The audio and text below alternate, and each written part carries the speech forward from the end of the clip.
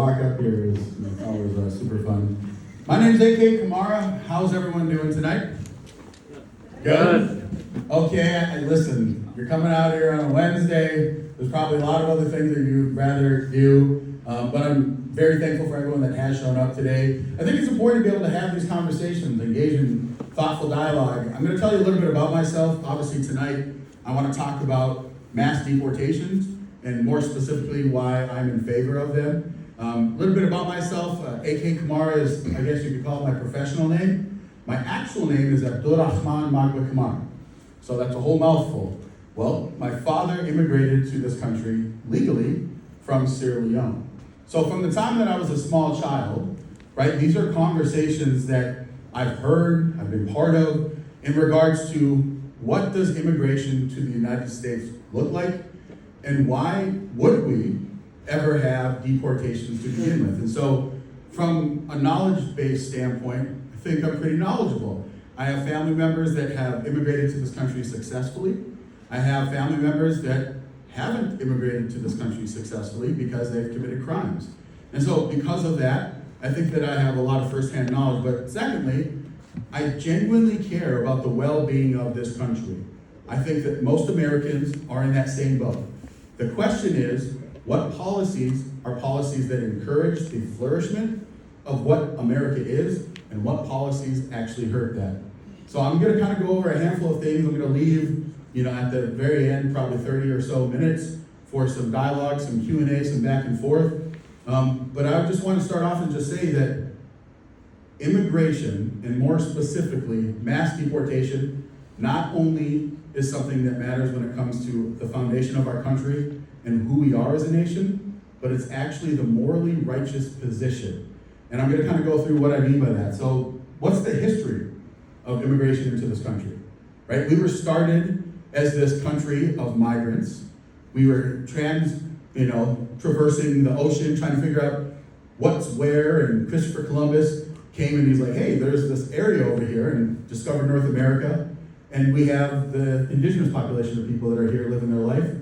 But ultimately, when you have this expanse of people, you actually come across the first, I would say, piece of understanding why immigration and having borders and having a policy matters. What did we do when we came into this country? We came in and we did what we wanted to. We came in, we took over, and we established that this is our nation. Now, you can have as much criticism and critique that you want, but it's undeniable that if the people that were here when we came here, and by we I'm talking about our American predecessors, when we came here, had strong borders and immigration policies, things would have probably turned out different. So just understand that the history of this country is one where we came to this land and we established that we were going to have a country. And from that point, we had more and more people coming to this country. But at some point, we said, all right, we have this nation that's been founded.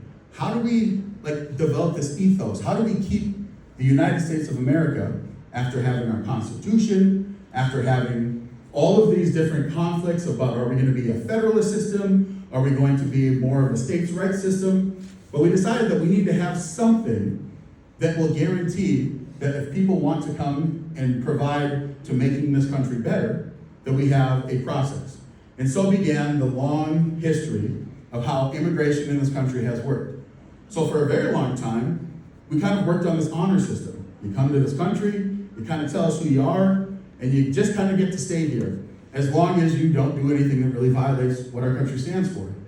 And up until recently, that system worked okay.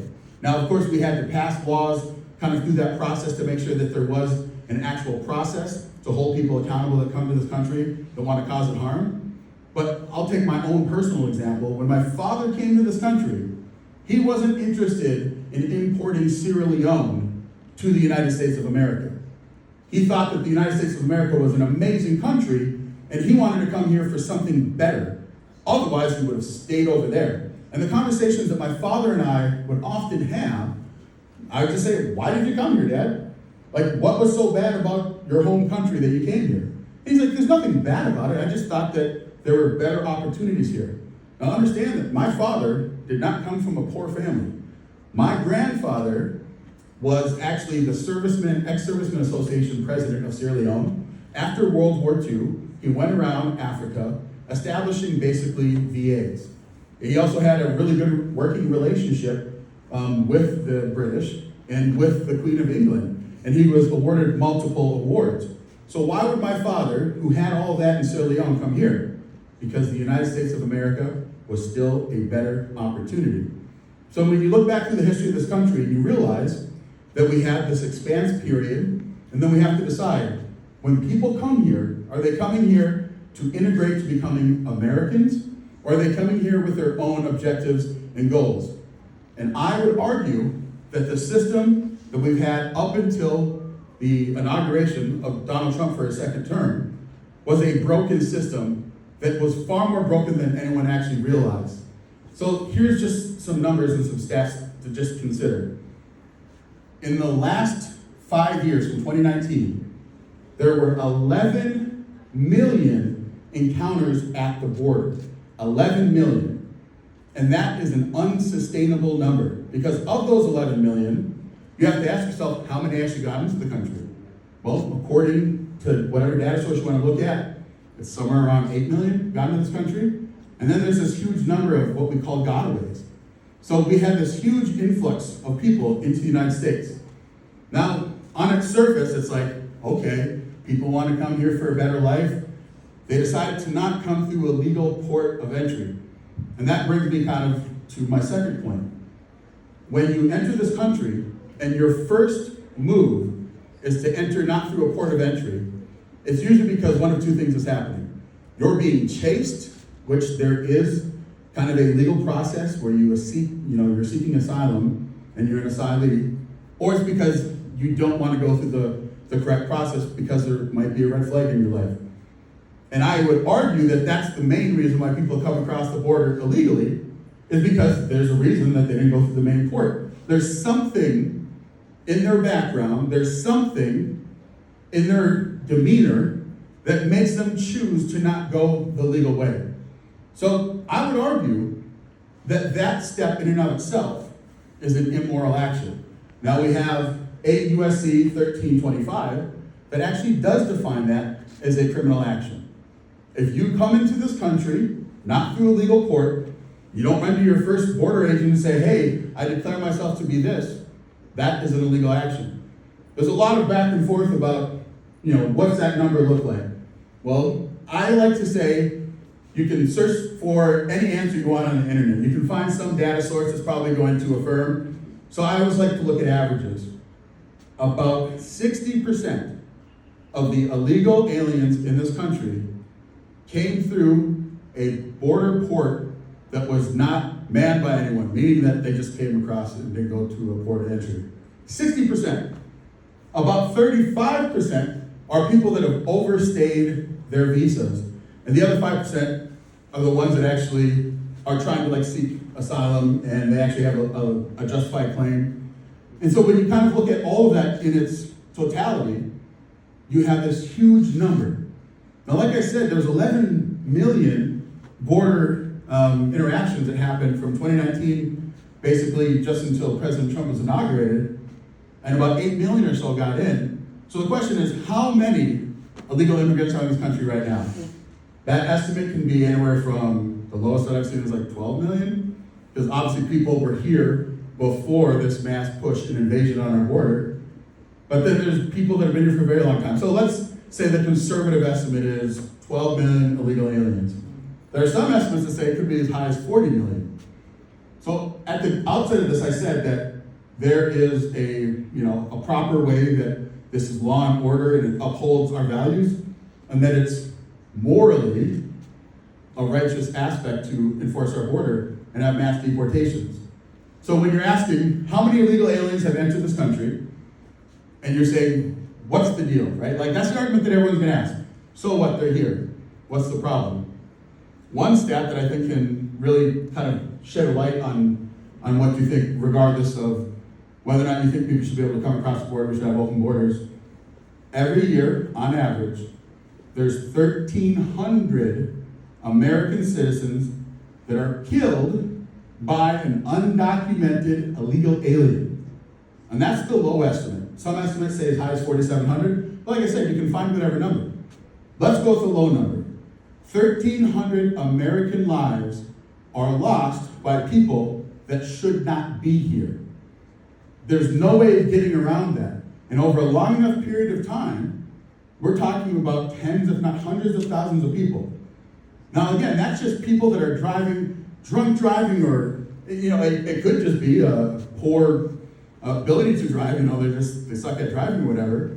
But the truth of the matter is, if they were not here, there is an American life that's tied to that death that would be alive. There's no way of getting around that. Now, of course, the other part is the part that people on the left really get upset about, is when you're talking about the criminals. Of the total people right now in the United States that have entered this country illegally, there's a conversation like, let's say it's 5%. 5% of your 14 million are people that are bad people. And everyone else is good. Is that 5% tolerable? 5% that are out, that are part of MS-13, Tren de Aragua, belong to any other organized criminal group, that are out killing Americans, selling drugs, trafficking individuals? I would argue no. That's not something that we have to actually live with in this country. If we just enforced our border and we enforced our border policies, you would have this element gone. But the other 95%, and again, I'm throwing out a number to get you to really think about this. Of the other percentage, what's the problem? What are they doing by not being legally declared, not stepping out of the shadows? How does that affect our economy? Well, it turns out that somewhere around 60-ish% of illegal immigrants are low-skilled. So that means that they are actually taking low-skilled American-paying jobs. I know people say that's not true, they took our jobs. The evidence is very, very clear. When you've seen a drop of just people being deported, you've seen an increase in Americans that take these jobs. So that's really, again, back to the central point. If you want to have a cohesive country, if you want to have a nation that functions, you want to have an American identity, people have to come to this country to improve it. And when you have low-skilled people that come and take American jobs, that is actually hurting the Americans that this country is owed to them, all of the rights and benefits of an American citizen.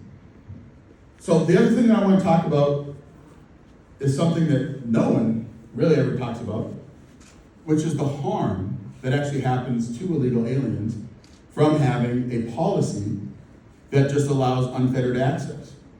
And once you get here, and we close down the border like we have now, what are the continued ramifications? So sex trafficking, human trafficking, is horrific. Would everyone agree with that? Sex trafficking, human trafficking, bad thing. Of all the groups of people, you can look across the country and say which group has the greatest likelihood to being trafficked. It's illegal aliens.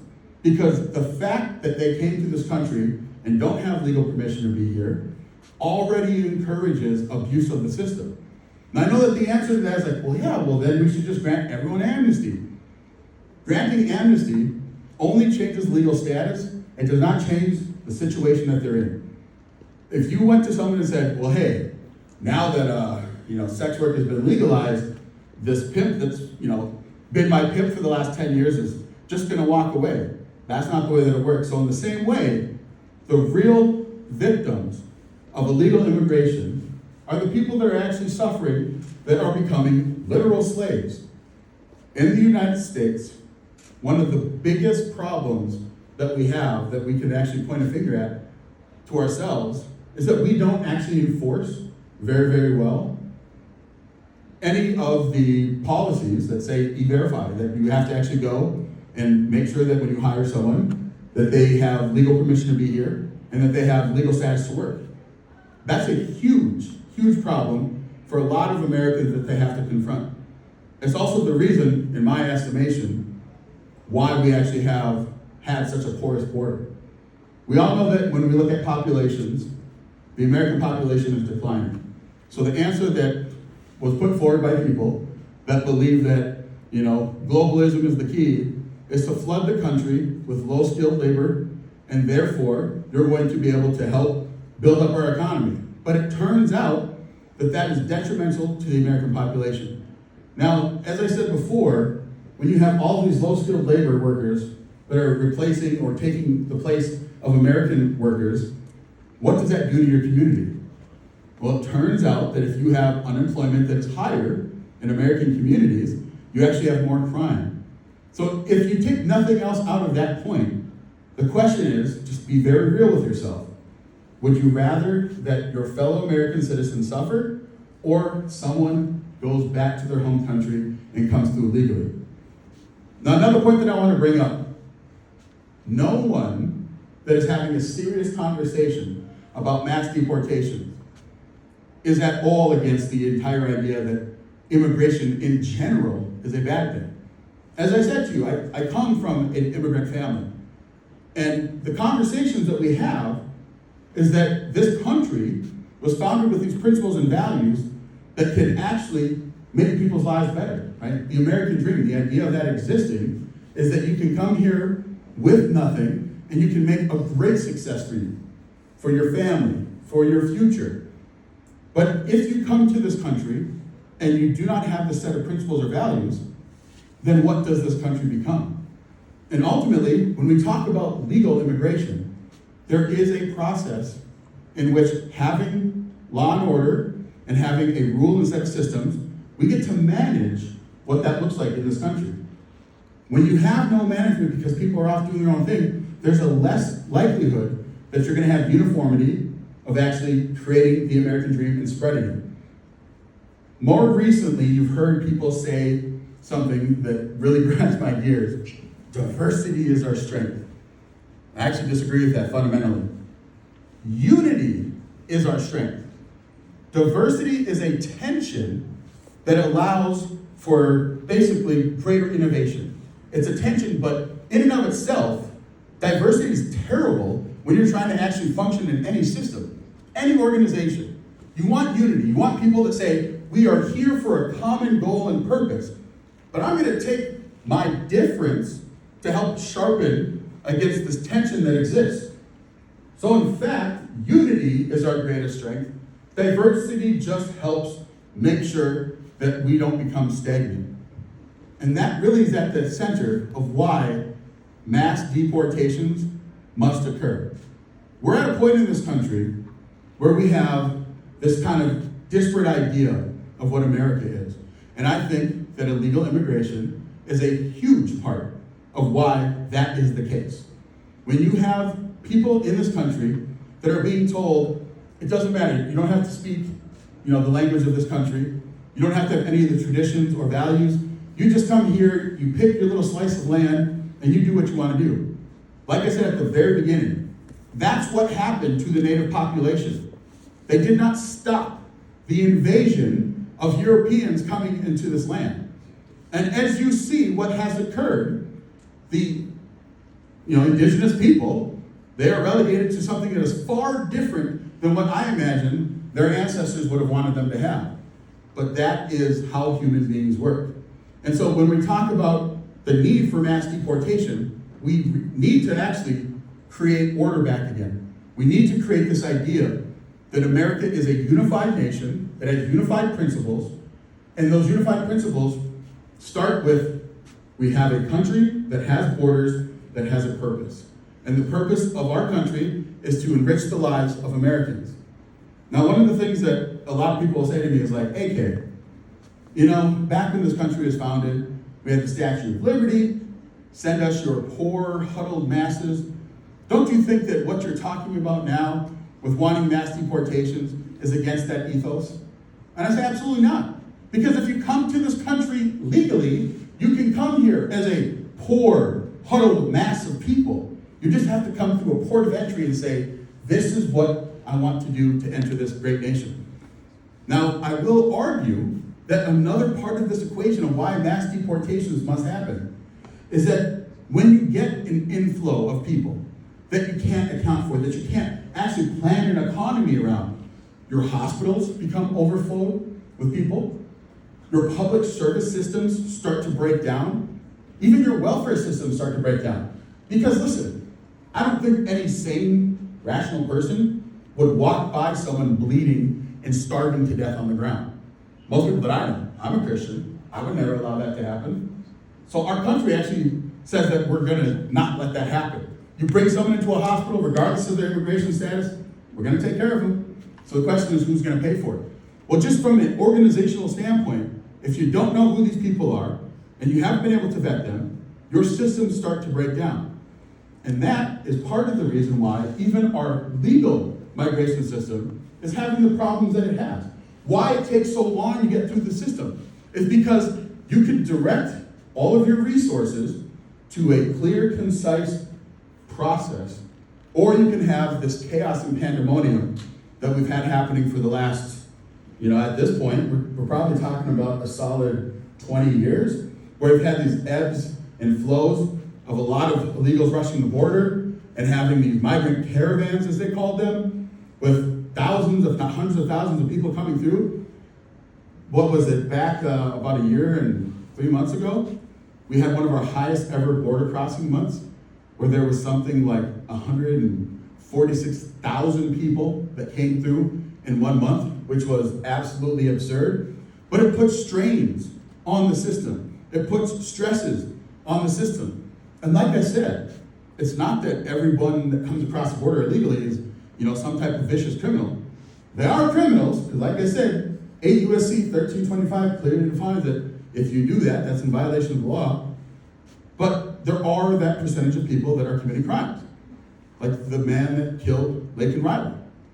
Absolutely horrifying story. So just understand that when I say mass deportations must happen, they need to happen, they have been happening, it's also that it's a morally righteous position. Because not having a system that encourages good behavior, that encourages assimilation into a system that allows you to say, America's the greatest country in the world, we do want to take on those that are struggling, that have a hard time in their life, then that system breaks down. And this is kind of the last piece that I want to talk about. Understand that people, we're individuals, but we act as groups. And when your group begins to feel threatened, you will not lay down and die. That is not how human beings work. It's not how we've ever worked. Go back through all of human history. There comes a point that if we, as a government, aren't able to successfully solve problems, people will solve their own problems. And I don't think that people want to have that type of effect. I know I don't. And that comes with so many different things, but on the topic of immigration, if we actually don't say, as a nation, here's what our laws are, let's enforce them, then people will say, well, I don't trust the system. And what happens when you go from a high trust society to a low trust society? Death and destruction. Because no one trusts anyone else.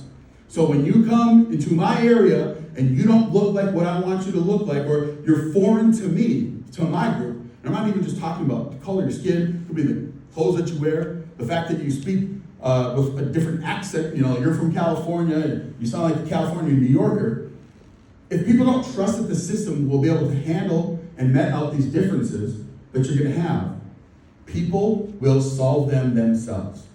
And that's just the truth of the matter. So again, when I say morally righteous position is mass deportations, I mean that our system, in order to survive, in order to thrive, must have a system that everyone says, okay, we have trust. And there's a piece to this to understand. When you look at polling data, over and over and over again, when you ask people that were not born in the United States, that immigrated here legally, and you just ask them in general, are you for mass deportation of everyone? I don't care if we're talking about the criminal plus, is what I'll call it. On average, you're like 70% approval. 70%. Because these are the people that went through the legal process, that spent the time and energy, that are so proud to be American. My father, when he was naturalized in 1993, my mom and dad, they were together. My dad had a crack addiction. Mom and dad got divorced. Mom and Dad got back together after my dad got his life back together. And at the time, he applied for citizenship. Thankfully, when he was smoking crack, he wasn't actually dealing crack, so he didn't have any of those things, so he was able to become a legal citizen.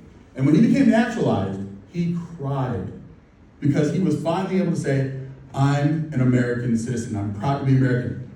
Now, my dad, he was so proud to be American that he didn't actually want to give me the right last name because I have two last names, and he said, it's only American to have one, so I have two middle names, and I changed that when I got married. But he also wanted to make sure that I understood what I had in this country, the opportunity that was afforded to me. Because, like I just said, so many people that come into this country the legal way understand what it means to be an American. And so, in closing, before we go to questions, I just want you to understand that if you kind of look at what the mass deportation movement looks like right now, you have ICE agents that are out there, and they are making sure to enforce the law. And I said this earlier to the gentleman I was talking to. We do want people, just in general, if you support mass deportations, to self-deport. That's like the easiest possible way. And if you actually look at the messaging that you've seen coming out of the White House, it's been pretty successful. Right now, we had about 2.1 million people leave this country. Of the 2.1 million that have left, about 1.6 million of them self-deported. And that's actually what we want. We want people in our efforts of mass deportations to self-deport. Right now, it seems like the Department of Homeland Security, they're doing a pretty good job at messaging. They're playing these commercials, $1,000 and a free flight home, and if you take us up on this offer, you can apply legally to come here. If you don't, you're not going to be allowed back in this country if we catch you.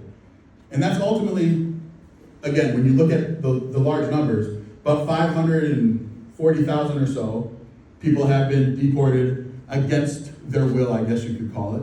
But it was, something that they always understood when you come to this country without permission. So that was the last thing I just wanted to throw out there, is that mass deportations, at the end of the day, are the morally righteous position to have. And I ultimately believe that if we as a nation continue to support mass deportation, we will be able to create a high-trust society again. And as things are right now, the vast majority of Americans support deportation. You just got to do it the right way. Thank you so much. And I think now we're going to open up some questions. Yeah, so if you have a question, we're going to line up in the back here. No one is going to grab a microphone.